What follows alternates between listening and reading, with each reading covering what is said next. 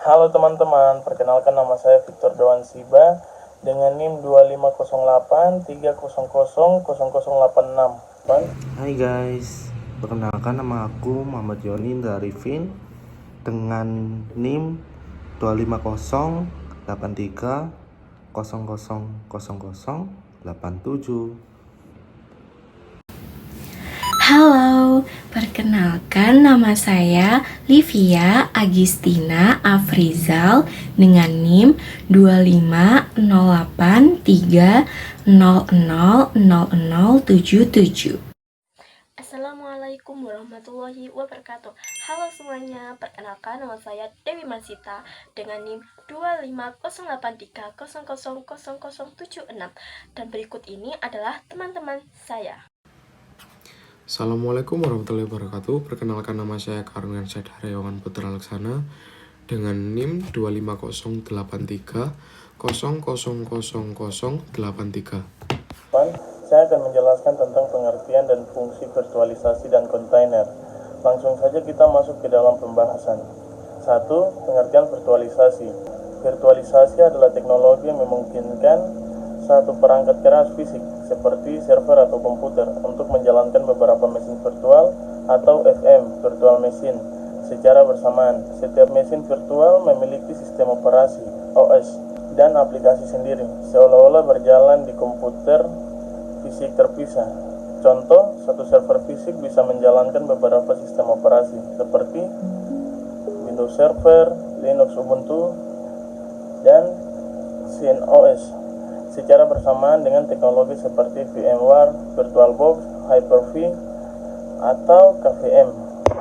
Tujuan meningkatkan efisiensi penggunaan sumber daya dan fleksibel sistem.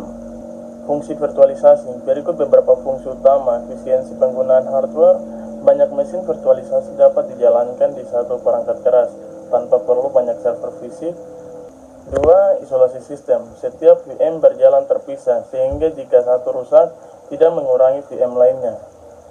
3. Kemudahan pengujian dan pengembangan. Pengembangan bisa membuat berbagai lingkungan sistem operasi tanpa menggunakan sistem utama. 4. Kemudahan dan pemeliharaan dan backup. VM mudah dicadangkan atau backup dan dipindahkan antar server. 5. Skalabilitas dan fleksibilitas. Menambah atau menghapus VM dapat dilakukan dengan cepat sesuai kebutuhan. 3. Pengertian kontainer atau containerization adalah teknologi yang memungkinkan aplikasi dan semua dependensinya, library, konfigurasi, dan lain-lain dikemas menjadi satu unit ringan yang dapat dijalankan di mana saja. Berbeda dengan VM, kontainer tidak memerlukan sistem operasi terpisah. Mereka berbagi kanal OS dengan host tetapi terisolasi satu sama lain. Contoh, Docker, Postman, dan Kubernetes atau alat orkestrasinya kontainer. 4. Fungsi kontainer. Poin 1. Portabilitas aplikasi. Aplikasi dalam kontainer bisa dijalankan di berbagai platform tanpa perlu konfigurasi ulang. Poin 2. Efisiensi sumber daya. Lebih ringan daripada VM karena tidak memerlukan OS tambahan. 3. Isolasi aplikasi. Setiap kontainer berjalan terpisah sehingga kesalahan di satu kontainer tidak mengaruhi yang lain. Poin 4. Kecepatan deployment. Kontainer bisa dijalankan atau dimatikan dalam hitungan detik. Poin 5. Konsistensi lingkungan. Lingkungan pengembangan, penguji, dan penguji dan produksi yang bisa identik karena semua dijalankan dalam kontainer yang sama. 5. Perbandingan singkat. Aspek virtualisasi kontainer, basis mesin virtual atau VM, aplikasi dan dependensi. Sistem operasi tiap VM punya OS sendiri, berbagai OS host, kecepatan lambat saat startup, sangat cepat. Konsumsi sumber daya berat, butuh OS penuh, ringan. Contoh, VMware, VirtualBox, Hyper-V, Docker, dan Kubernetes. Ya sekian, bye-bye. Oke, di sini saya akan menerangkan tentang cara kerja penggunaan virtualisasi dan kontainer. Yang pertama, cara kerja virtualisasi. Virtualisasi bekerja dengan memisahkan sumber daya fisik, komputer atau server menjadi beberapa mesin virtual menggunakan sebuah software bernama hypervisor. Hypervisor memungkinkan satu hardware menjalankan beberapa virtual machine dengan sistem operasi yang berbeda. Alur kerja virtualisasi yang pertama, ke hardware fisik, server atau PC. Kedua, hypervisor mengatur pembagian resource yaitu CPU, RAM, storage, dan network. Yang ketiga, dibuat beberapa virtual machine. Yang keempat, masing-masing virtual machine menjalankan operating system tersendiri seperti Windows, Linux, dan lain-lain. Yang kelima, aplikasi berjalan pada tiap virtual machine secara independen. Selanjutnya adalah penggunaan virtualisasi. Penggunaan virtualisasi digunakan untuk kebutuhan seperti server hosting. Contoh, menjalankan beberapa server dalam satu mesin seperti mail, web, dan DB server. Yang kedua, untuk testing atau development. Contohnya seperti testing software di operating system yang berbeda. Yang ketiga adalah cloud computing. Contohnya seperti AWS, Azure, dan Google Cloud. Untuk yang keempat, untuk security and isolation. Contohnya memisahkan sistem untuk keamanan. Yang kelima adalah disaster recovery. Contohnya untuk replikasi dan backup virtual machine. Untuk selanjutnya kita akan ke cara kerja kontainer. Cara kerja kontainer menjalankan aplikasi dalam lingkungan terisolasi, namun tetap berbagi kernel OS host. Alat paling umum digunakan adalah Docker dan Kubernetes untuk orkestrasi.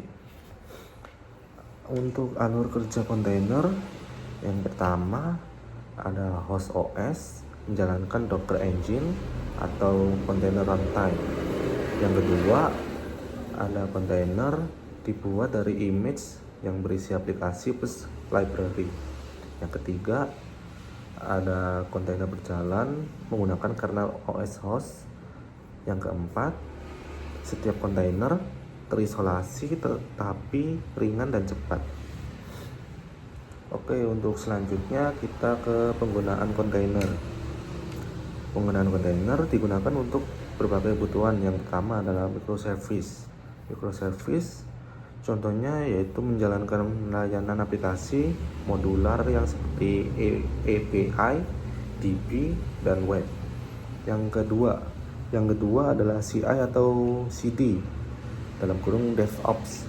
Contohnya seperti deployment otomatis yaitu GitLab CI, Jenkins. Yang ketiga ada Cloud Native Apps. Contohnya adalah Kubernetes, Docker Swarm. Yang keempat ada portabilitas aplikasi. Contohnya ada aplikasi bisa berjalan di operasi system manapun. Yang kelima ada testing cepat. Contohnya build dan tes aplikasi yang secara instan.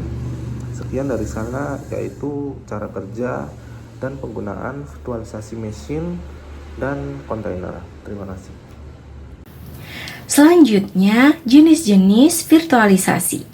Yang pertama, virtualisasi jaringan atau network virtualization merupakan jenis teknologi yang menggabungkan berbagai sumber daya jaringan menjadi satu sistem yang bisa diatur secara virtual, yaitu dengan cara bandwidth dibagi menjadi beberapa saluran atau channel agar bisa digunakan secara terpisah.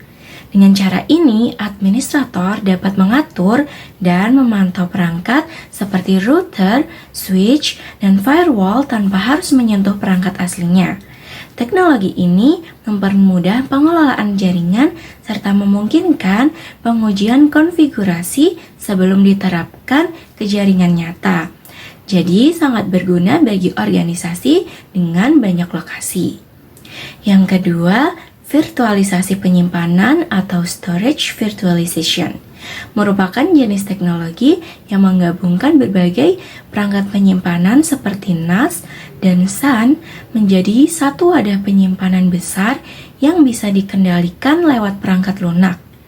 Dengan teknologi ini, administrator dapat mengatur pencadangan, pemulihan, dan pengarsipan data dengan lebih efisien.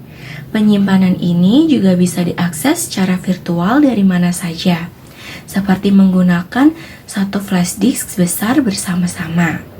Yang ketiga, virtualisasi data atau data virtualization adalah jenis teknologi yang memungkinkan pengguna mengakses data secara langsung tanpa harus menyalin atau memindahkannya terlebih dahulu.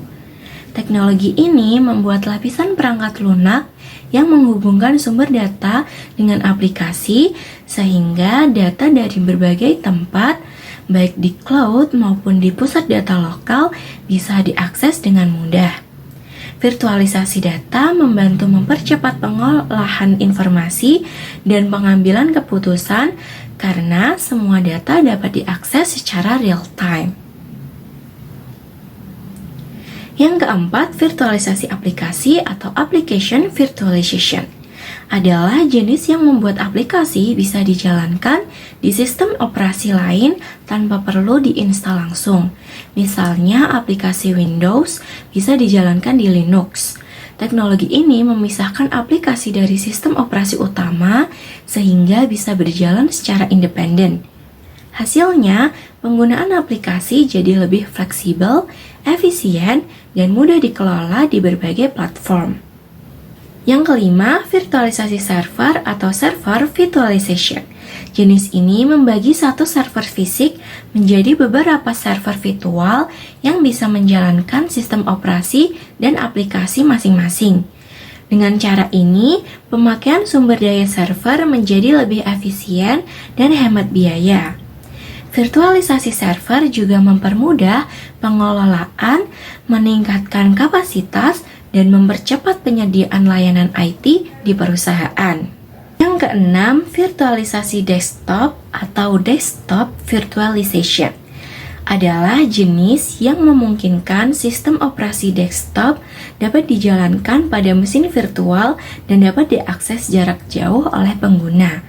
Dengan ini, perusahaan bisa menyediakan berbagai jenis desktop tanpa harus membeli banyak perangkat. Virtualisasi desktop memudahkan pengelolaan sistem, meningkatkan keamanan, menghemat biaya perangkat keras, dan memungkinkan karyawan bekerja dari mana saja. Kemudian, jenis-jenis kontainer. Yang pertama, containerisasi system atau system containerization merupakan teknologi yang mengemas seluruh sistem operasi ke dalam sebuah kontainer, sehingga bisa berjalan seperti mesin virtual tetapi lebih efisien. Beberapa sistem operasi dapat berjalan bersamaan di satu infrastruktur tanpa saling mengganggu.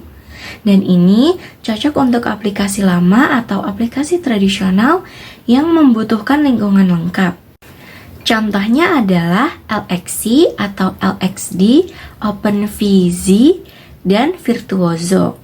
Yang kedua, containerisasi aplikasi atau application containerization adalah teknologi yang mengemas aplikasi dan semua kebutuhan pendukungnya agar bisa dijalankan di berbagai sistem dengan cara yang sama. Biasanya hanya menjalankan satu proses utama dan mudah diperbanyak atau scalable, menggunakan arsitektur microservice. Ini cocok untuk sistem yang dinamis seperti cloud. Platform yang umum digunakan adalah Docker, container, dan CRIO. Sekarang kita akan mengetahui tentang teknologi virtualisasi dan kontainer. Apa itu sih virtualisasi dan kontainer, fungsinya dan jenis-jenisnya? Yuk kita cari tahu. Nah, sekarang kita memasuki software yang digunakan virtualisasi dan kontainer. Saya akan menjelaskan dan menyebutkan software yang digunakan virtualisasi terlebih dahulu. Yang pertama, VMware. VMware merupakan salah satu layanan cloud pengembangan software virtualisasi dan komputasi awan yang biasa digunakan untuk membuat mesin virtual. VMware mendasarkan teknologi virtualisasinya pada hypervisor ESX atau EXE arsitektur x86. Kemudian hypervisor ini akan diinstal pada server fisik sehingga memungkinkan sejumlah VM berjalan di server fisik yang sama. Untuk nantinya dapat menjalankan sistem operasi sendiri, di mana berarti beberapa OS dapat berjalan di satu server fisik. Lalu semua VM di server fisik tersebut akan berbagi sumber daya seperti jaringan dan RAM. Singkatnya, VMware adalah software yang menawarkan virtualisasi dan cloud computing untuk server, komputer, dan perangkat keras lainnya. Dengan VMware, pengguna bisa menjalankan sistem operasi Windows, macOS, dan dalam satu komputer sehingga memiliki 2 unit perangkat tanpa melakukan boot ulang. Yang kedua, Oracle VirtualBox merupakan perangkat lunak virtualisasi yang dapat digunakan untuk mengeksekusi sistem operasi tambahan di dalam sistem operasi utama. Sebagai contoh, jika seseorang mempunyai sistem operasi Microsoft Windows yang terpasang di komputernya, maka seseorang tersebut dapat pula menjalankan sistem operasi lain yang diinginkan di dalam sistem operasi Microsoft Windows. Fungsi ini penting jika seseorang ingin melakukan uji coba, simulasi instalisasi suatu sistem tanpa harus kehilangan sistem yang ada. Selanjutnya, software Hyper-V, solusi virtualisasi dari Microsoft yang membutuhkan server core and processor. Hyper-V adalah sebuah role yang ada di Windows Server 2008 R2, menyediakan tools dan service yang biasa digunakan untuk membuat server virtualisasi. Virtualisasi ini sangat bermanfaat karena kita bisa membuat dan manajemen virtual machines, di mana kita bisa menjalankan banyak sistem operasi pada satu komputer dan menutup sistem operasi tersebut dengan lainnya. Dan yang terakhir, QEMU, Quick Emulator, sebuah perangkat lunak emulator dan virtualisasi perangkat keras sumber terbuka dan gratis loh. Kamu dapat meniru berbagi arsitektur komputer dan menjalankan sistem operasi tamu berbeda pada satu mesin fisik. Sebagai mesin virtual yang di-hosting, QEMU menganalisasi prosesor mesin melalui terjemahan biner, dinamis, dan menyediakan serangkaian perangkat keras virtual. QEMU dapat menjalankan berbagai sistem operasi Linux, Windows, macOS. Selain itu, QEMU juga dapat digunakan bersama dengan kernel-based virtual machine untuk menjalankan mesin virtual dengan performa yang mendekati perangkat keras asli dengan memanfaatkan ekstensi perangkat keras seperti Intel VT. Setelah menjelaskan software virtualisasi, sekarang saya akan menjelaskan tentang software kontainer yang digunakan. Yang pertama adalah Docker.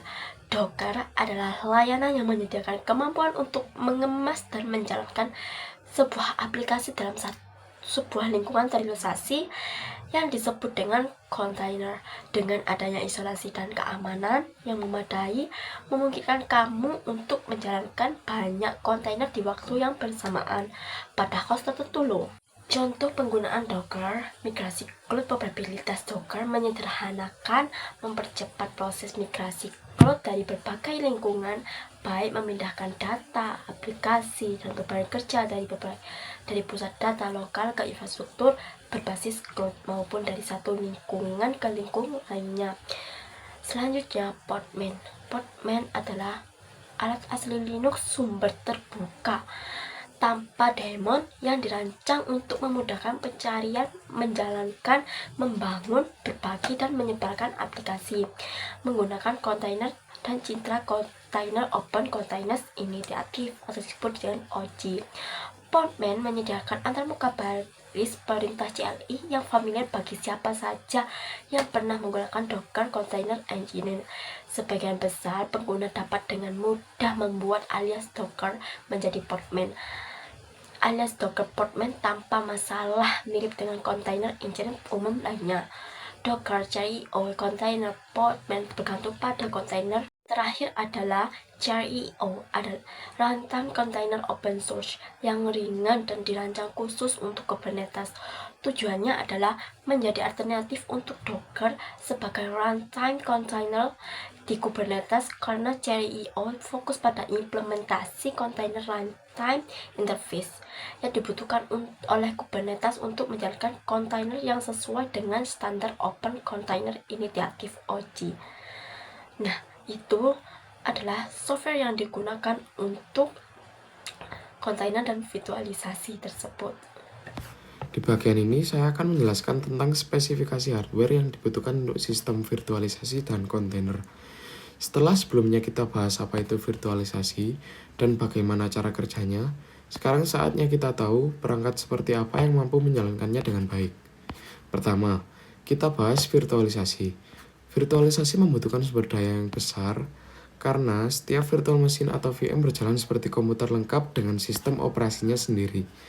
Menurut buku panduan dasar VMware Swissphere karya Masim Vavai Sugianto 2019, performa virtualisasi sangat tergantung pada kemampuan CPU, RAM, dan storage. Minimal dibutuhkan prosesor 4 core dengan dukungan VTX atau AMD serta RAM 16 GB atau lebih untuk menjalankan beberapa VM secara bersamaan. Untuk penyimpanan, gunakan SSD atau NVMe agar kecepatan baca tulis tinggi. Jangan hanya mengandalkan HDD mekanik. Selain itu, jaringan juga penting. Gunakan kartu jaringan 1 GB per second atau lebih, terutama untuk server dengan banyak VM. Sekarang kita beralih ke kontainer seperti Docker atau Kubernetes.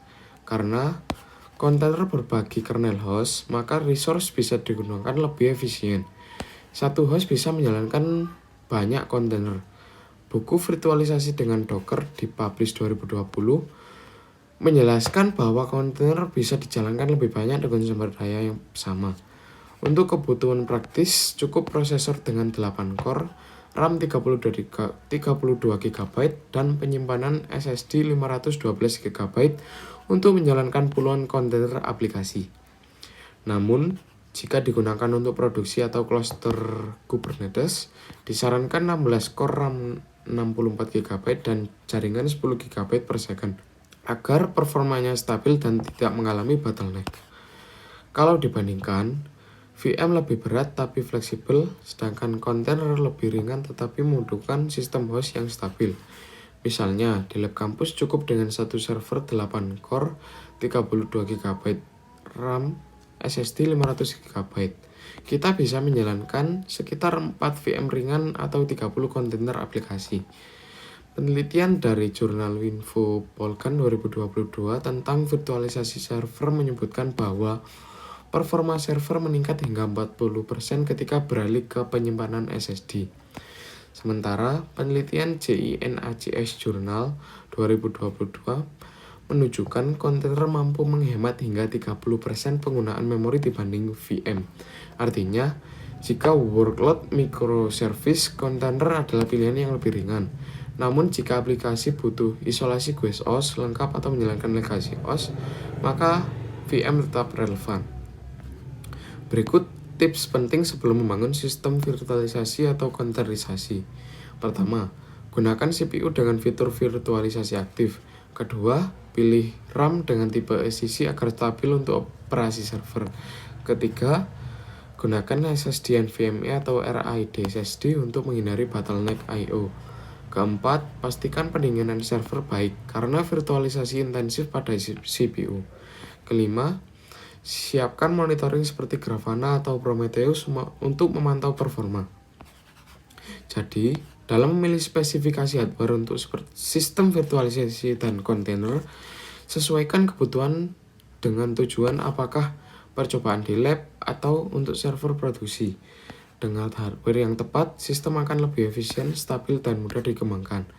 Demikian penjelasan dari saya. Wassalamualaikum warahmatullahi wabarakatuh.